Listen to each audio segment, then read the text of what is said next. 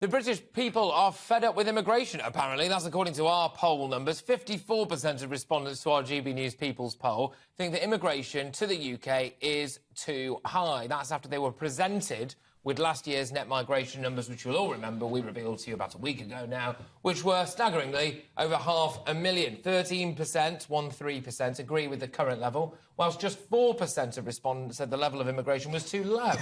33% of the country think there is a need for such a new party to lower immigration. Quite a lot for us to unpack here, people.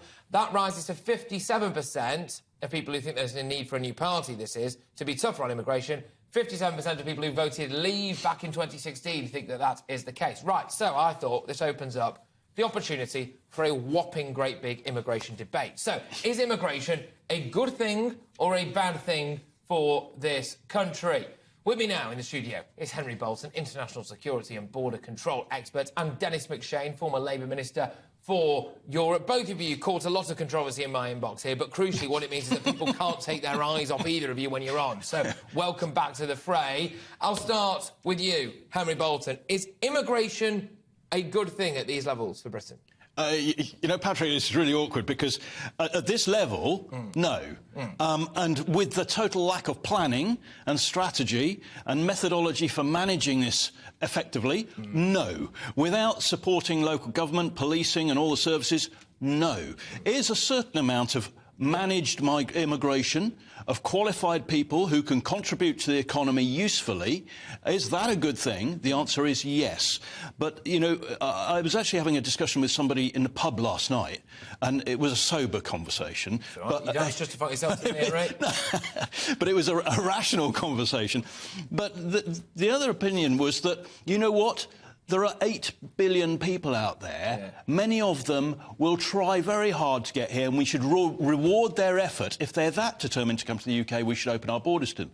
Well, forgive me, but I think that's an incredibly naive position because, you know, where do you stop that? Who accommodates them? Who funds them? How do you manage that? And what do you do with... There's an organisation called the Organisation for Security and Cooperation in Europe. Okay. It has 3 dimensions of security. One of them is human. And within that...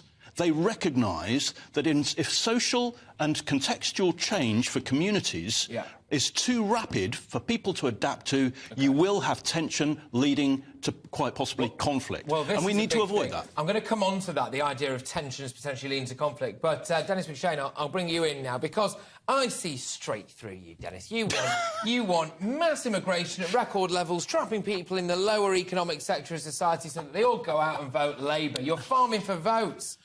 Well, Patrick, the one thing we do know is that in the lower economic levels, as you so gently call them, the last thing they've been doing in the last 10 years is voting Labour, actually getting very worked up about somebody who's much more pro-immigration than I am, my old friend Jeremy Corbyn, and believing Boris Johnson's lies, that he would cut immigration when we've just had the biggest ever increase in immigration in our history. But who do they consist of?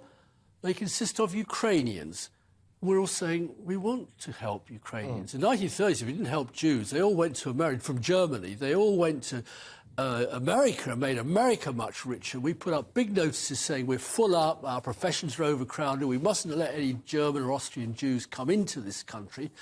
So it's a very tricky one. The United States has got 46 million immigrants, legal and undocumented. Yeah, I'm not bothered about the United States. All right, in this country... I'm bothered about the United Kingdom. And when I'm seeing things like net migration, yes, all right, aided by what we've done in our response to Ukraine and Afghanistan, but in general... And actually, I'll pick up on a point that Henry said there about social cohesion. I hate to say it, but we've seen things happening in Leicester where we've had essentially... Look, I'll say it, foreign drama being played out on the streets of Britain. Well, I agree with that very much. Which is, yes, and I think that's only going to increase.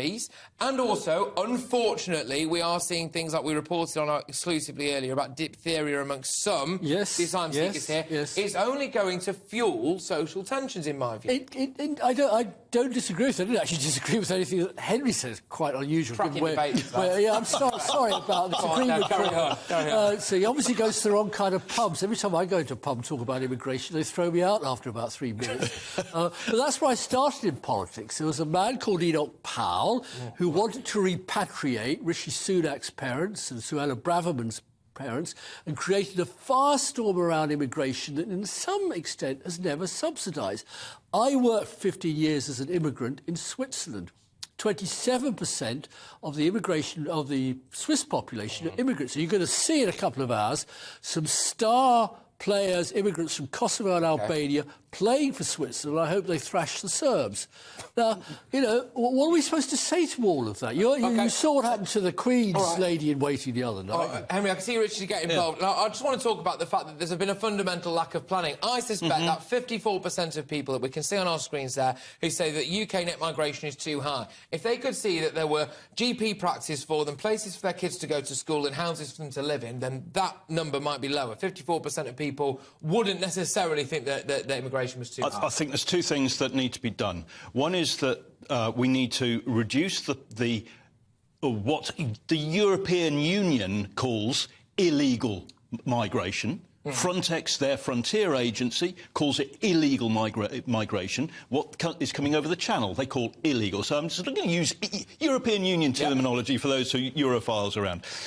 Illegal immigrants are too high, getting a lot of publicity. That needs to be stopped, and there is no reason why it can't be stopped. And I'm still trying to get to the Home Office to talk to them about that. But the second thing is there is no plan. And if the population, the British population, saw that there was a plan to manage this properly, safely, and to manage the integration of these populations, then I think that figure would reduce. But now, I'm afraid, we're at a situation where there's a lot of lack of trust and belief in government, and people now want a zero-sum situation, no immigration. And that's where we are. We're at worrying. And one consequence, just playing the tape forward a bit, Dennis, one consequence of us leaving the European Union, someone arguing name only, is that we will see a higher influx or a higher proportion of immigrants from ethnic minority backgrounds. Then you factor that in with the census results that we saw earlier on this week, I think it was. This week's been a bit of a blur, but earlier on this week that several cities now, London being one of them, I believe it was Birmingham, I think Manchester as well,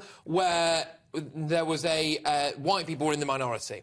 And I think sometimes people, I don't know, well, it's not my fault, it's the census. No, be very careful when you say white, because there's an awful lot of British-born people are in a majority everywhere, and a lot of British-born people, including my own children, do have one parent who might not be as white as you and I are. Whatever so be careful. Take it up with the people at the ONS, Dennis, right? But this is the fact that we're in at the moment, and I think that some people who are not racist have a genuine and possibly valid concern with, quite literally, in some senses maybe, the changing face of their area, the changing demographics of their area. Sure. Integration is a massive problem, is it not? Sure. 1930s, the Ku Klux Klan marched in New York, organised massive demos against the Irish. Well, hang on a second. We just had a very embarrassing scene. I don't want to start it all over again, of course, last week with the Queen's lady or Prince Charles' second wife's lady in waiting, making some really weird remarks. Now, I mean, I completely agree with you. I've lived with this all my life. But we're clearly an incredibly tolerant country. Clearly an incredibly tolerant country. I think we are very tolerant, extremely tolerant, and I think if people were to see, if this sort of behaviour that we're seeing on our streets now were to play out in a whole range of other countries, then we'd see a very different response from the authorities. But just the number, Patrick, if I can say, the full immigration figure of 1.1 million is the size of Birmingham. 504,000, which is the net immigration in the last 12 months to June, equates to something greater than the city of Edinburgh. But Henry, where are our police officers? Where are our houses?